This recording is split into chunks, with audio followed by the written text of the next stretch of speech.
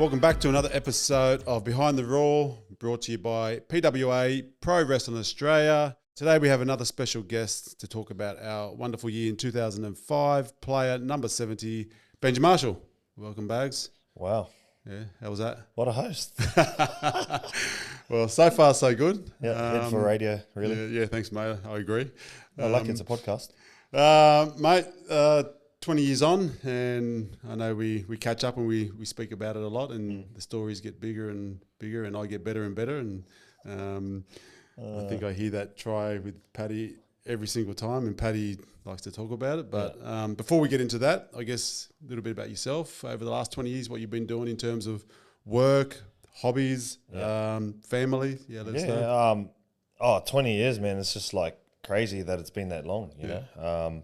I guess because I was the youngest in the team, like I only retired 5 years ago. So kept on playing till then, and then had two kids, Fox and Eva. Fox is 7, Eva's 4 now. Got married. So life's very different. Like, you know, back in 2005, no kids, no responsibilities. And I was actually a kid, you know, I was still 19 at the time. And then, you know, fast forward to now, just responsibilities, coaching, life's just been flipped upside down, but it's been a good 20 years since. Obviously, no premierships at the club yet, but that's coming. Yeah, definitely. I can see we can feel it. It's working. You're working towards something special, and it's a pleasure to watch. Mate, as we said, 20 years on, I guess what stands out in your mind that for that year? What memories do you have? You know, I know the grand final day was great and all that, but you know, it's a long year as you know, and I guess what stands out in your mind when you talk about that year? Oh, there's a lot of things. I look at seasons quite differently. You know, on a personal level, I actually dislocated my shoulder in one of the preseason games, and pretty much thought that season was going to be over for me again after doing it in 2004 as well. And then I actually saw the doctor, and he said, look, we've got two options. You can either rehab it for 6 weeks and come back and play, which is going to have a 90% chance that you're going to re-dislocate it anyway, or we can just get surgery now. And I'm so glad I went with the 6-week rehab option. And so am I. Yeah. Well, mate, and then to come back and play almost every game that season, I think bar one, and get through the season unscathed. And you know, Tim was quite a genius because he made me defend on the wing that year to take me, or try and keep me out of the contact as much as possible. But yeah, I'm so glad that happened. So I learned a lot about myself in terms of resilience and playing through injury and stuff like that. But from a team level, like there's so many things that you just can't explain to people. You know, and you talk about connection and trust within a team. No doubt, we didn't have the most star-studded roster. We had you, obviously, Buckets, guys like that, Benny Galea.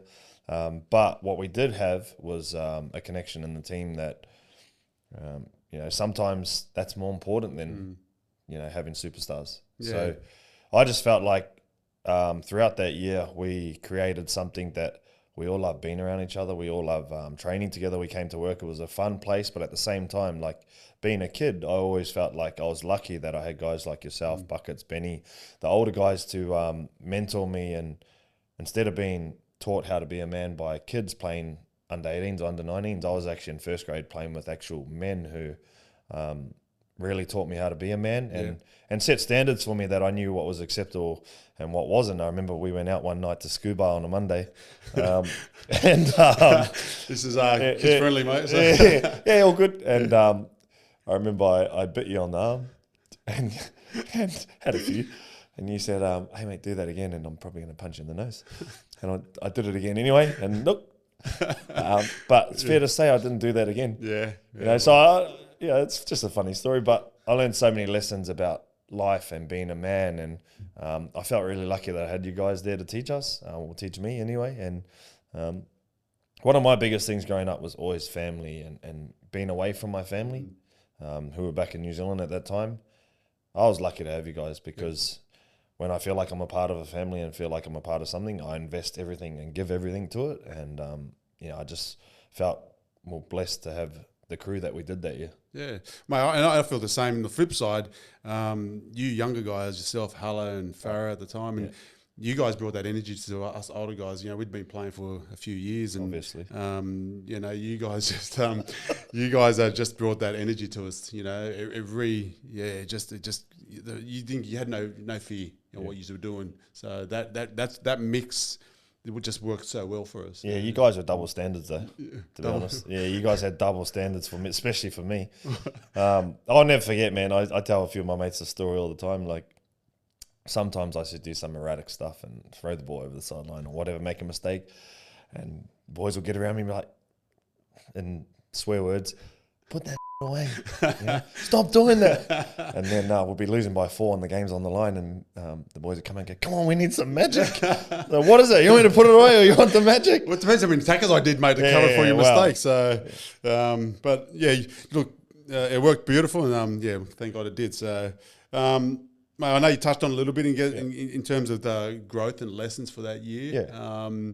You touched a little bit, you know, making things stronger because you beat that injury sort of area. But yeah, well, I guess growth and lessons out of that. So many. Like, you know, from a footy perspective, just the importance of preparation, routine, knowing your job. You know, with Sheensy, we had quite a extensive game plan, so you had to know, especially being in the halves, you had to know like every play. You had to, you know, read the game plan. He'd make us rewrite it out, and then make sure everyone knew it back to front. So information retention was a big part. Preparing properly to play NRL.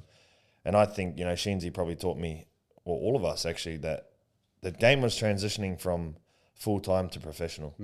And just what it took to go from that full-time to professional level, or being a professional athlete, like preparation-wise. Learned that, but resilience was another one I learned personally, obviously through injuries and stuff. And then, like, if you think about, again, just how important trust and connection is as a part of a team.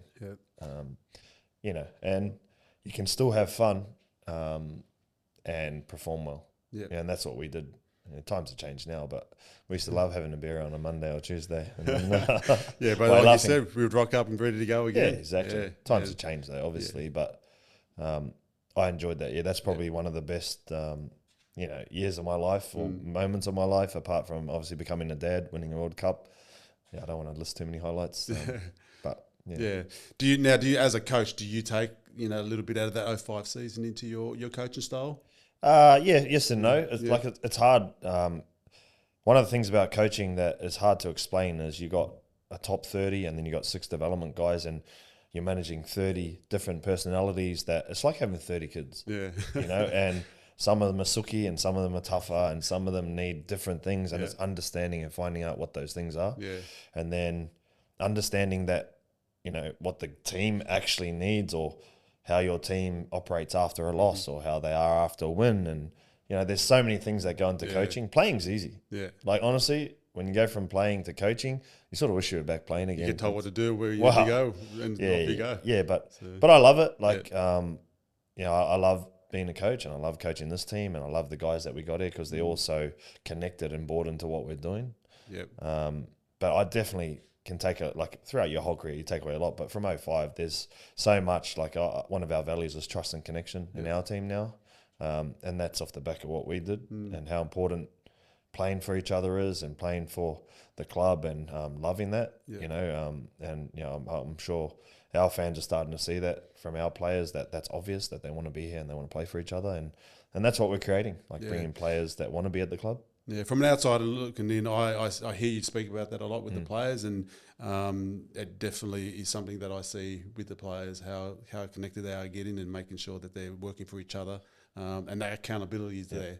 And that's something that, you know, I spoke to, you know, Dino about previously was, you know, we had accountability. We made sure that we did the extras, and we saw it, and we didn't, you know, it was full. Everyone was full. Everyone was making sure that they did their part of times have changed, man. Like, it's the generations, the difference. Like, I played through 3 probably different types of generations. You know, at the start it wasn't as professional, then it got a little bit more professional, and now it's like full-time change, like 360, where there's not a lot of resilience today, and the generation is quite And it's our fault. And I find myself as a parent guilty of it. Like you want your kids to have everything. Yeah. So instead of having them earn it or go through a bit of pain to get something, you end up giving it to them. You know, which is probably why the generation is a little bit why it is. But being a coach, you got to understand all those things and try and work out what works for what players. We had quite an interesting crew that year, man. Yeah, like. We had some different cats. Seriously. Yeah, definitely. You, Buckets, Benny, Fitzhenry, like they were out of it, cats. Full Skibbs. Oh, yeah. We can be here all day talking about those two. Oh, man. I agree. So, mate, last one, we spoke about how tight we were as a group. Paddy Richards and Chris Lawrence have done a good job for this alumni, making sure that all, not just 05, but all players that play for the West Tigers are still part of the club. How important is that to you seeing those former players coming and supporting the club and just in general? Yeah, very important. Like it's so good to see ex-players come, especially when we have those alumni meets or come into games or they come in the sheds. It's very important. Like having a history of the West Tigers is a big thing. It's been great. I love it, man. I mean, all the ex-players are always welcome to come into our sheds or come and hang around the club. I think it's important to honour the people who have gone before you. Like for our guys, that we're just caretakers of the jersey, ultimately, for the person who's going to come next. And,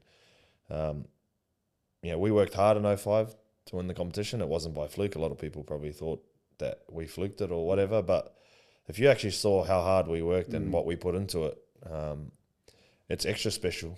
Because we didn't have a lot of talent. We had guys like you with no talent. Hino. You said that too many times. Is that too true? Yeah, but it just proves, mate. Back to my point of like hard work, trust and connection. And I thought, honestly, we played a style that was fun to play. Yeah. Oh, yeah. We had a ball. And we were encouraged to play. We actually were encouraged by our whole coaching staff, Sheensy, Royce, and those guys. They even let me pass. Yeah, I know, and that's crazy. That's actually crazy. Yeah. Even Hino could never pass. They let him do it. Yeah. But for me, bro, just to round it off, like from 05, I was just like a little snotty nosed kid from Whakatane who walked into a team that suited the way I played, made me feel like family, and I got to win a premiership with guys that will be brothers for the rest of my life. You know, and connection that can never be broken.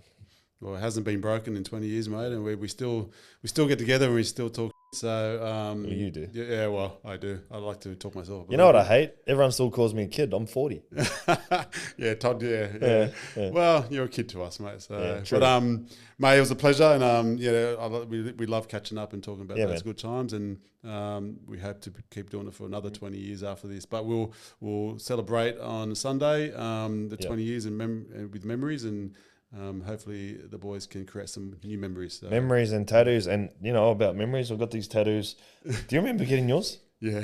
I actually don't remember it. Yeah, I woke up the next morning and the boys go, what about the tattoos? I went, no. I actually don't remember getting it. I think I walked home from one of our 2-week benders and did it. So. Well, hopefully I had another one there soon. Well, hopefully. But thanks again, mate. Thanks for joining us. And good luck on Sunday. Thanks, man. What a guy. What a host.